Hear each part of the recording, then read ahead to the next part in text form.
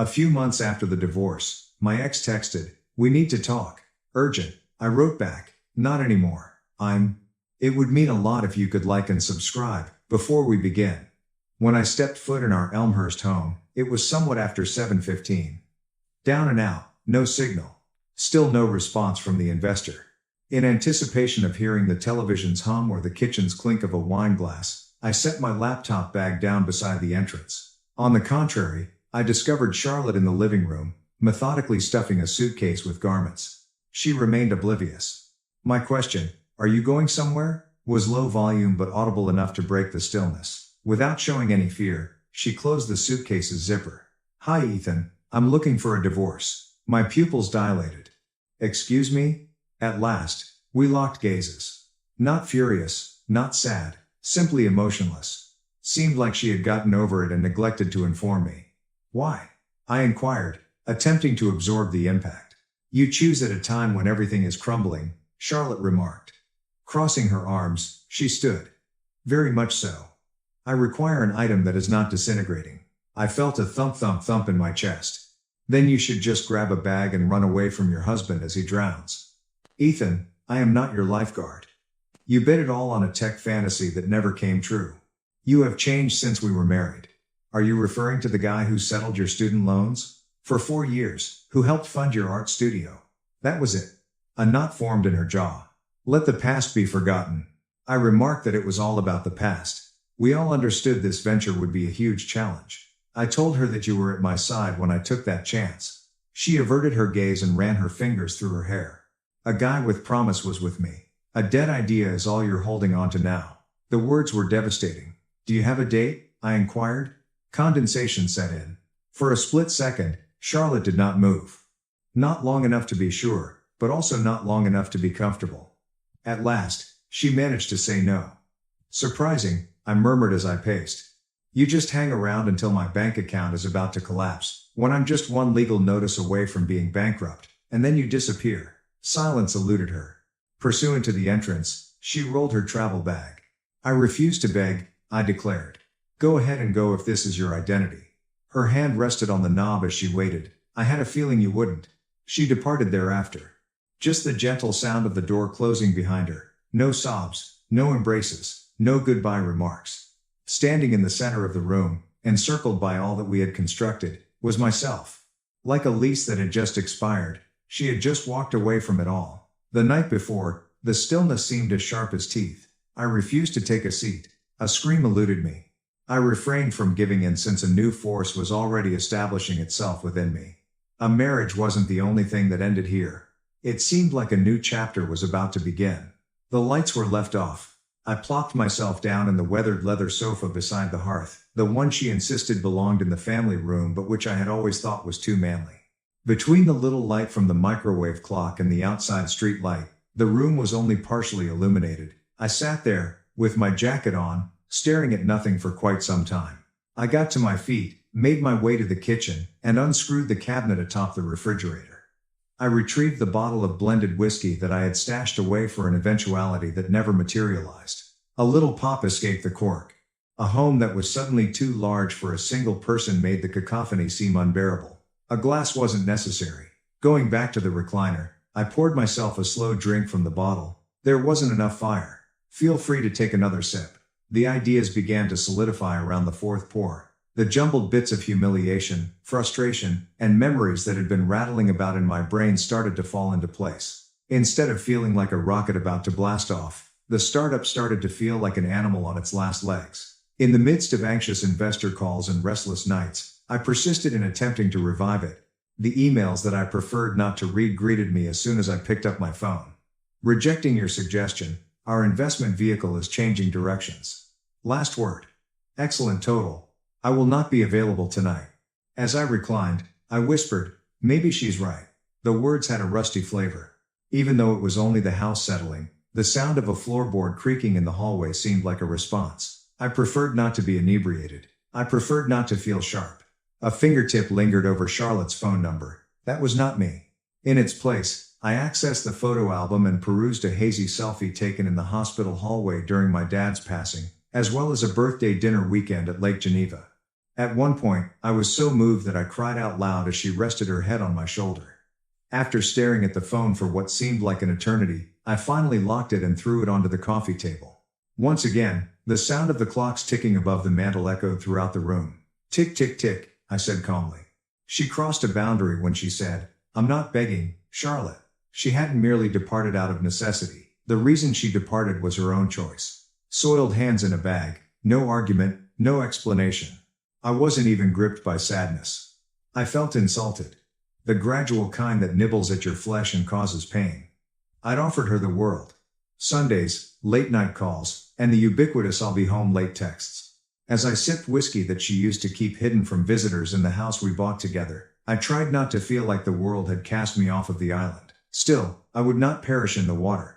I refused to give in on Wednesday morning, regardless of the severity of the storm, the treachery, or the quiet.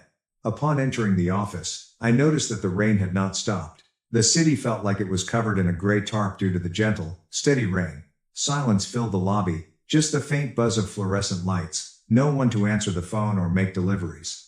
I reached the 7th floor by taking the elevator. My own footsteps echoed as the door swung open. Displaced workstations, unplugged monitors, and the intern table left the office looking quite deserted.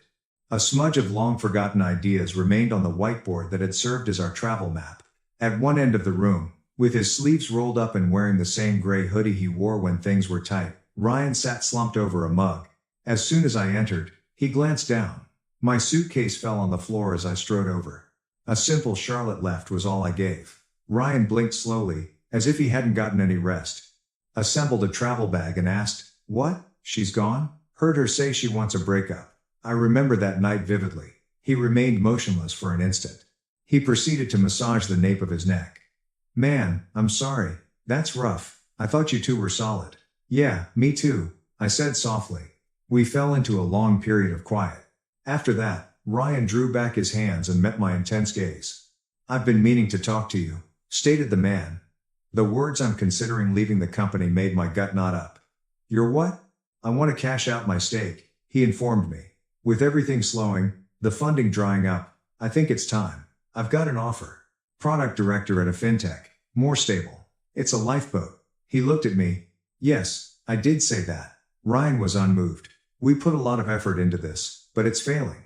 Market conditions changed. The window was passed by us. Because I helped build the ship, it doesn't mean I have to go down with it." Silently, I remarked that you had always claimed we were partners. Fluffy and hefty. "You informed me of it when we signed the lease." He stated that he meant it. "However, this does not involve any kind of emotional feelings." I stated that it is the issue. It ought to be. "Get up," he said. "I will prepare the necessary documents. My stake is going to you. All I want is to be clean."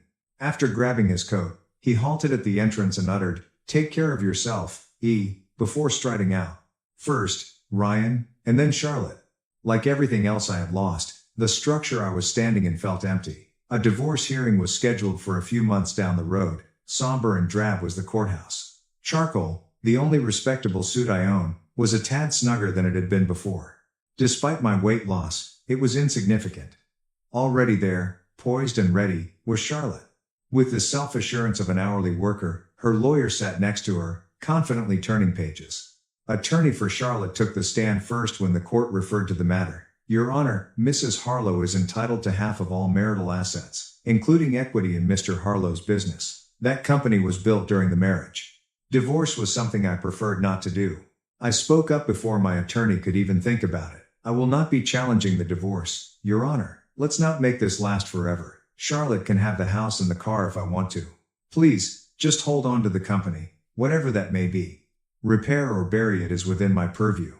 A halt followed. The judge's eyebrow arched.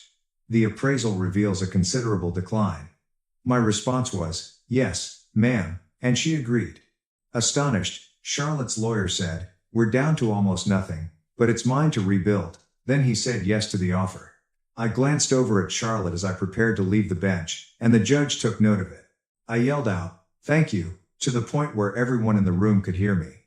I would have preferred a different ending to the years we were together. Her silence was deafening. The court rejected our case. I left with no bruises or rips. Not weaker, not lighter, but whole. From time to time, That suffices. For the 5 days following the hearing, I made do with my automobile. In the backseat, I folded my clothing. A file cabinet and a laptop bag were one and the same. I stayed at a friend's house in Naperville for 3 nights. A strange night's sleep at the home of a former coworker. My pride had nowhere else to go. After that, Ava Harlow's message. Cole, my younger sister, has always been the reserved one at family meals, but I've heard about everything. If you ever need a somewhere to rest, my couch is open. I'm in Joliet. No pressure. She used to slip a letter under the table and write, "You're the only reason these dinners are tolerable." I saved the note. I was slow to respond. Typing it took me nearly 2 hours. Is that so? Without a doubt, she responded within a minute. On a peaceful block, her apartment was located above a flower shop. There was a subtle cinnamon aroma. There was a pillow on her blanket-covered couch already. She said, "You look like a man who's either heartbroken or recently mugged." As soon as I stepped into the room, a combination of the two, and I grinned. She returned from her day as an elementary school art teacher reeking of glue and paint. We started to move in unison. I did my job at the kitchen table. Both the calls and the answers were brief. While humming, Ava bobbed in and out, dripping coffee. Her expression was one of understanding, not sympathy. I finally spoke up what had been bothering me one night while she was doing the dishes. "I understand how strange it is to be caring for your sister's ex-boyfriend, but this isn't your problem, Ava." She remained oblivious. According to her, "You are not considered Charlotte's ex." Then what do I even mean? I inquired. After washing her hands, she rested her torso against the basin. "Everyone remembers you, Ethan, as the one who never missed a family cookout. My former roommate who helped me pack up and leave my dorm. They were the ones who made fun of my dreadful jokes and remarked on how charming my clay mugs were." That response was unassuming and unremarkable. Time elapsed. So, the business made it. One of our software's mid-sized logistics clients gambled on it. 3 and then 9 figures ended up in that arrangement. Reassurance gradually returned. Upon opening my laptop one morning, I beheld it. We cleared 7 figures. Our initial material gain. Many minutes were lost in staring at the screen. Suddenly, Ava yelled out from the kitchen. "Is it a guy whose diet no longer includes quick noodles?" I made a joke about how that man's face looked like it could belong on a table that wasn't found on Craigslist. I scheduled a rooftop meal for that evening. A burgundy sweater dress and her splurge boots were on display. Flatbread and hot cider were shared. Midway through my statement, I glanced over at her and spoke the words, "I love you." There was no dramatic pause. Absence of practice. I told Ava that I loved her. Not due to your actions, but to your character. A wide grin spread across her face as her lips parted in a playful expression. "I've been patiently waiting for you to make that statement," she murmured secretly. After that, progress was made in a low-key manner. Instead of dozing off on the couch, I finally got a real bed. The drawers were back in my belongings. Together, we were a gentle and steady couple. After then, memories began to resurface. Charlotte swung into the office one late afternoon, her pale, crimson eyes framed by a windstorm. She remained silent. With a weak voice, she spoke about Ethan. Like I was greeting a client, I pointed to the chair across from me. Relaxed, stable, just barely, she sat. "I made a mistake," she muttered in a low voice. Silence eluded me. She stared at me, her expression one of pure terror. According to her, it was Ryan. Things began to fall apart while we were already involved. "You were fading away," he informed me. His claim was that he could rescue the business. Claiming to bring clients, he proceeded. I didn't doubt him. I clenched my teeth. Staying hands-free was my priority. "He drained it," she whispered. "He redirection leads." I discovered I had gotten too deep in while he was quietly consulting on the side. "I felt it was important for you to hear me out before the case goes to court." I took note. "Charlotte, you didn't destroy everything on your own, but you abandoned me just when I needed you most," I remarked, and she started to cry. "I loved you," she said behind closed doors. Replying, "I believe you," she said. Her shoulders drooped as she rose up and said, "You loved yourself more." She promised that Ava would be nice to her. Instead of responding, I just said, "I can see that." With her hand still on the doorknob, she turned to slip out. Again, she apologized. Silence eluded me. With her back to the door, it shut silently. Olivia Bennett, a lawyer I knew, was contacted 4 days later.